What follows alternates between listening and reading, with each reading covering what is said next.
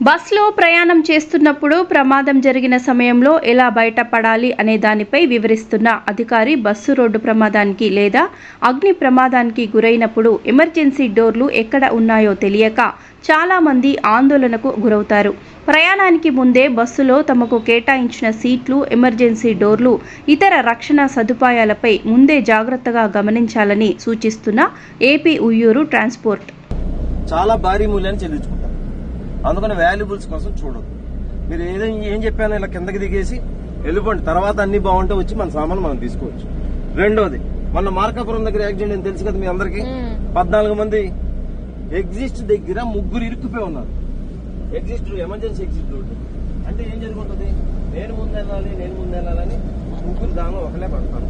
No chance రెండో మనిషికి. ఆ 3 ఏం చేశారు, వెళ్ళిపోయి వాళ్ళు ఇరుక్కున్నారు. 3 1 by 1 వెళ్ళుంటే 3 సేఫ్ అయ్యేవాళ్ళు. వెనకాల కూడా నాకు తెలిసి ఇంకో 2-3 ఎఫెక్ట్ అయి ఉంటారు. అందుకని కంగారు ఉండకూడదు. ప్రమాదం జరిగినప్పుడు మనం ఎంత ధైర్యంగా ఉంటే అంత మంచిగా బయటపడదు. ఓకేనా? అయితే మీరందరూ నాకు ఇవన్నీ పాటిస్తారు, మంచోళ్ళు. కానీ నేను రోజు వచ్చి అందరికీ చెప్పలేను, కొన్ని బస్సులు మిస్ అవ్వచ్చు.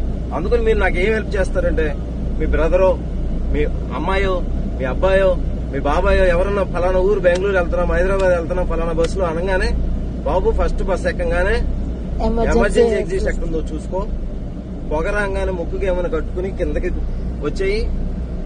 వాల్యుబుల్స్ కోసం టైం వేస్ట్ చేయొద్దు.